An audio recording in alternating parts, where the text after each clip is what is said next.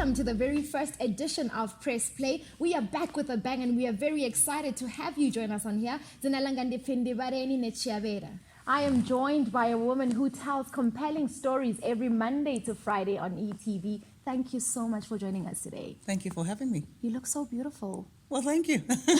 So do you. Thank you so much. I want to go back to the time where they gave you an ultimatum to choose between being part of a TV show and choosing corporate. And I want to know what led you to making the decision to pursue the arts. Okay, so I had always been in corporate and I had built my way up the ladder. But somewhere in my life, I had shot Abomzala 1, which was a sitcom, which I really loved very much, the role of Zodwa.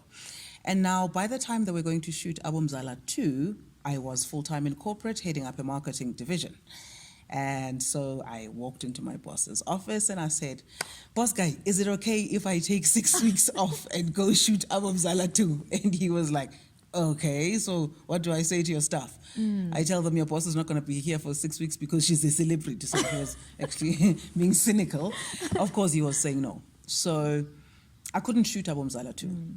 They had to recast the role of Zodwa and someone else took my part. And I couldn't watch it after that because I was like, that is my part.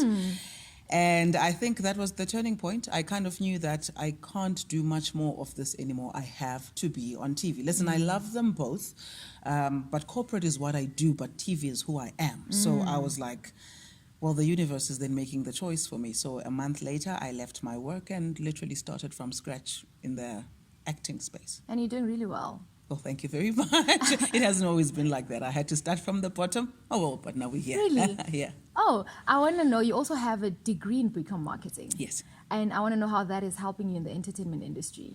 It's helping me a lot because, well, commerce firstly helps you to run the business of you. And then marketing specifically helps you to market yourself. It helps you to understand the human psyche, to understand perceptions. And helps you to be able to then to decide how you want to be perceived by the world. You know, I have been very specific about my own brand that I'm not going to take any shortcuts, I'm not going to take off any clothes to try and make it. I'm literally going to sell the authentic Lusanda so that it's sustainable. And my marketing degree helps me to understand that and helps me to know how to put the message out there so that it may be perceived the way I want it to be perceived. Moving over to TV, Okay. you've played numerous roles, and I want to know which one you enjoyed the most. Gee, I enjoyed them all in different ways. I started off, my first big role was Generations, when I played the role of Naomi Malotana. She was a business person. I enjoyed that because I was a business person. It didn't really feel a lot like acting. And then I've done your Soul Cities, I've done your Zbondi Ways. I loved Abomzala because it took me out of my comfort zone completely. Uzodwa was, stand, what is it when you have a stand there? A trader, a vendor, yeah. She was selling Amastock sweetie with chips and everything, and she was a domestic worker. And I loved her because she took me out of my comfort zone and I literally had to act, had to put effort into the craft. So that was one of my favorites. Probably after Boni Swalanga, who I play now. I really enjoy her. I enjoy how she's moved from being a human, motherly, beautiful spirit to probably the devil herself. I don't know. I love her complexities. She's very, I think she's misunderstood sometimes. I often feel like she has a bit of like toxicity, but I also feel like she's a parent who's trying to protect her family. That's how I perceive her. Well, it's a fine line. I don't think she's misunderstood. I think she's exactly what people think she is. Really? But what's driven her there is the fact that she's a mother. It's very easy to judge the next person in terms of how far they go. But the truth is, if you're a mother, you understand that when it comes to your children, you'll probably toe the line. There's a lot of gray. Nothing is black and white. And sometimes you take it a little bit too far, which I think Boniswa has. Yes, she's toxic. Yes, she always claims to be protecting her kids, but I don't think it's always about that. I think sometimes she's protecting herself. 100%. So I don't think she's misunderstood. But yes, she's a mother. And being a mother myself, I don't know how far I'll go. Maybe life just hasn't pushed me there yet. Absolutely. Yeah. You're the managing director of El Nino. And I want to know how you manage being a public figure and being a managing director. Well, El Nino is my own baby. I founded her in 2008, so it's maybe not a baby anymore. She's 12 years old. It's a recruitment business that I run, that I've grown over the years. And when I started El Nino, I was not a public figure, so it hasn't really been even a thing for me. I started it and I was more of a corporate person than an entertainment person. And when I did go into the entertainment space in 2011, I think it was just a natural transition. It helped my business because, I don't know, for some reason, people like associating with public figures. So it did help my business, but it's not even a thing. I guess the only thing that kind of clashes is if I walk in somewhere as the managing director of El Nina, but the person I'm sitting across, actually from the person at reception, right down the passage to the person I'm sitting across, just sees Boniswa. I sometimes find that to be a disconnect for me because they're not the same person. Me, the business person, versus the actor, whatever role I'm playing, are completely different. And sometimes it does take away from some interactions, because you don't want people screaming when you're here to talk about serious business. So I think that's the only disconnect. But I manage it very well. I'm very clear. I differentiate. You can see when I'm not an actor and I come in very seriously and I'm like, good day. So then you will know I'm not Boniso right now and we will not have that problem. Do they ever scream when you're trying to be serious? Yeah, man. Yes! Yes! And they call you Boniso throughout the meeting and you're like, but yeah, come on now. Yes, they scream, and yes, they cause a scene at reception, and then they call everybody's extension, and then they all come down, and then by the time you have your meeting, it's at circus. So, yeah, it's not always great. Anyway. I love the meaning of El Nina, the significance of it. Yes. El is she in French. That's right. And Nina is for girl. Yes, mother, girl. And also you. It's Nina as in Xhosa, unina is a mother, unina kabanbane. So it's a girl word, but it also means you, Nina. You know, so it's us, the females, that we're doing it for ourselves, and we're doing it for you, the people, to empower you with careers, to help clients find the right candidates. So yes, that's how I came with the name. It really all was a pink brand. It was a she. Yeah. It's such a powerful name. Thank you. So significant. What inspired it? I think I'm about the woman. Everything that I do is because my calling is, whether it's a girl child or it's the older woman, but I have always known that in my heart, I am pink. So all my brands have always been about women empowerment. So even when I started El Nina in 2008, that was already very clear in my life. So I wanted to help mostly the underdog, which in most cases in the corporate world are women. It's women who do exactly the same job as the man and get paid less. Yes. It's women that get the traditional women roles of cleaning and never get promoted to the next role. So my passion has always been to fight for her, for she. Hence the name. And I can feel the passion, even when you speak about women. I can feel it. I can get so dramatic. Sorry. Yeah, I know. I work with my heart, and I think that goes around right through to every single part of my work. Yes. Speaking of women and women empowerment, I want to know how important it is for you for women to take up spaces that are predominantly made or designed for men. I think where our heart takes us, we should be able to go. I don't think there's roles for men. I come from, my last corporate work was a marketing executive in the engineering industry. You know, there's women there, and there's women making strides in there and doing well. Yes, there's certain things that might be viewed to limit us a little bit, like the fact that we have to bring life into the world. Hello, life has to be brought into the world. So I think society should be understanding of that, that we have extra roles than just being career women. We are mothers, we are wives, we are nurturers, we are business people, we are entrepreneurs, we are philanthropists, we are everything. And I think society should just give us our place. Yeah. I love that. It's so powerful. And I want to speak about Triple Z. Aha, yes. I love it. Thank you. When are we getting a hoodie? I want a hoodie. Oh, goodness, cornering me on a live interview. Clever, are we? Yeah, we can talk about that as soon as we're done here. But it's a very close to my heart project. Triple Zeta I actually founded in 2012. It stands for Zazi, Zitande, Zitembe, which loosely translated means know yourself, love yourself, and trust yourself. So I don't know which one you want me to talk about, because yes, there are hoodies, but then there's also the movement itself. Yes. Let's start with the movement. What is it about? Okay. So in 2012, I launched a movement called Zazi Zitande Zitembe because that's how I had always lived my life. That has always been my mantra, because I believed that everything that we need is within us. And for us to be able to tap into everything that is within us, you need to first know who you are. I found that a lot of people are kind of just moving loosely in whatever direction the wind goes, because they are not in tune and they are not grounded in who they are. So I find that you need to know where you come from. You need to know the sacrifices that have been made for you to be where you are. You need to know who you are now. You need to know where you're trying to go, knowing your worth, knowing your strengths. If you are grounded in those things, it makes it very easy for you to love whatever it is which you have come to know. It makes it easy for you to look in the mirror and love that wholeheartedly, flaws and all. And when you love yourself, you then start to love yourself enough to even block some things out. You know, when you love yourself enough, you will not be that woman who is sleeping with men in return for a six-pack savan. You understand?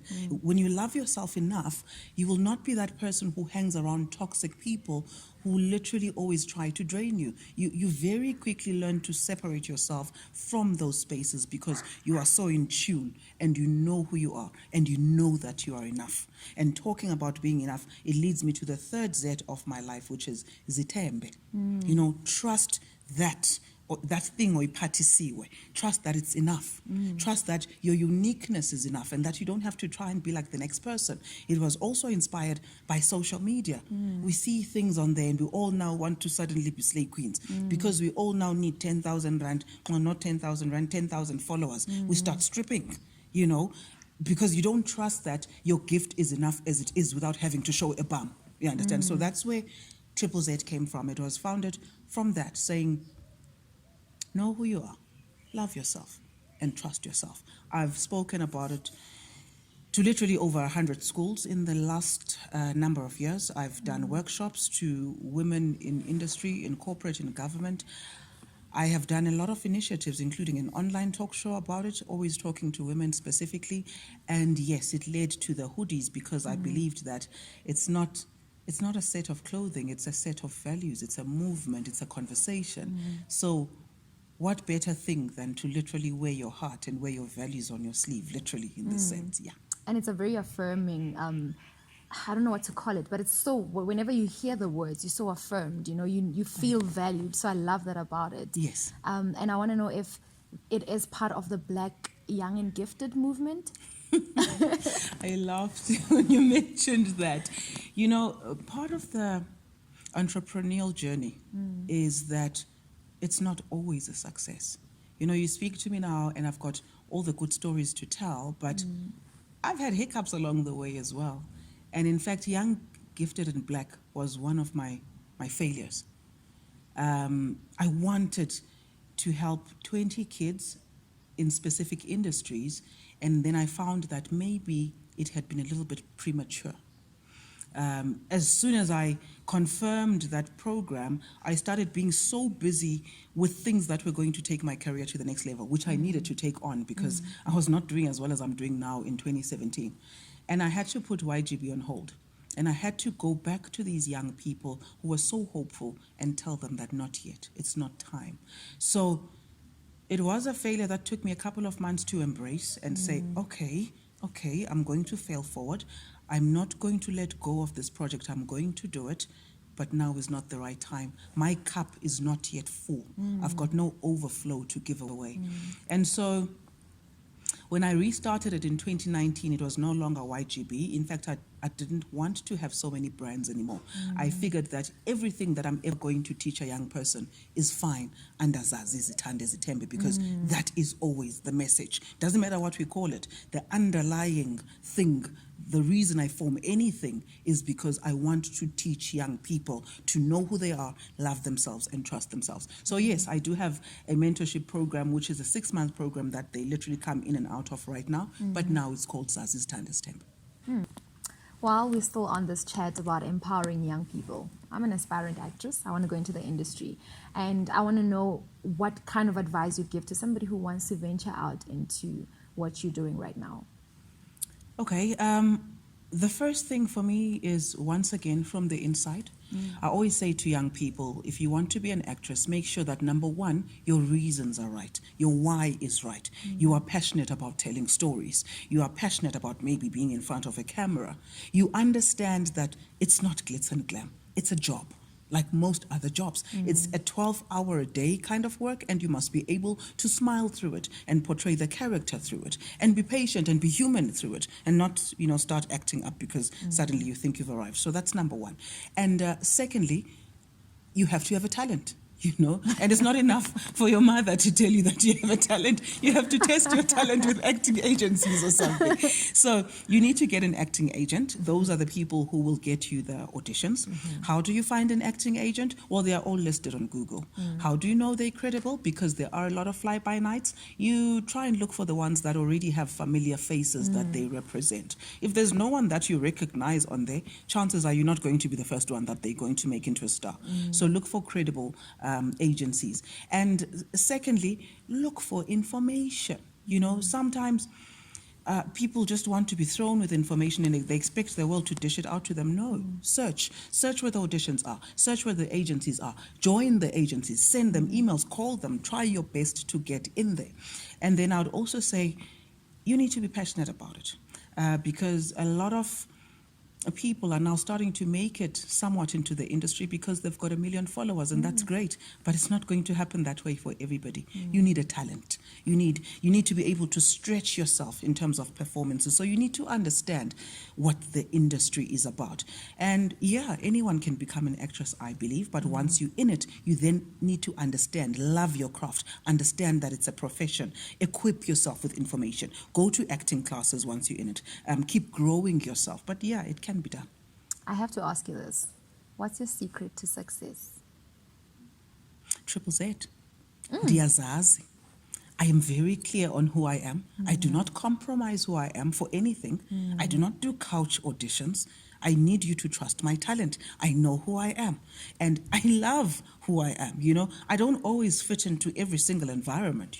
Sometimes people are here and here. I understand that I'm just a girl from Msobovi in Butterworth, and I don't try to be anything else except that. And lastly, my uniqueness, my being different in an otherwise fake industry, my trusting that I'm enough is actually what works for me. I take everything and I make it me. I don't try to be like anybody else. I don't try to be more successful than I should be right now. I accept my journey and I go through it every single step. I don't try to take shortcuts. So my secret to my success so far are the 3 Zs. Yeah. Thank you so much for joining us. Thank you so much for having me. Was really inspirational. I don't know why I felt like you were reprimanding me. Maybe it's because I'm trying to break into the industry, but I did feel like I was being affirmed and being told that, do not take shortcuts. Take the way that you should be taking, and it's okay for you to sit where you're at right now. And I really, really appreciate you for making time for us. Thank you so much. All the very best with everything. Thank you so much, and I very strongly believe that you will make it. You're doing well. You're on the right track. Just continue. Don't let the peer pressure get to you. Don't let them tell you you ought to be. Just do you and do it so well. The world will shake up. Thank you. My pleasure. That is all from me and this powerhouse. I'm deeply moved and inspired by this episode. Thank you so much for joining us on the first edition of Press Play. Please do keep the conversation going. It is at Press Play DG Mag on Facebook and Instagram. Until next time, Kabe Masia Rabudi.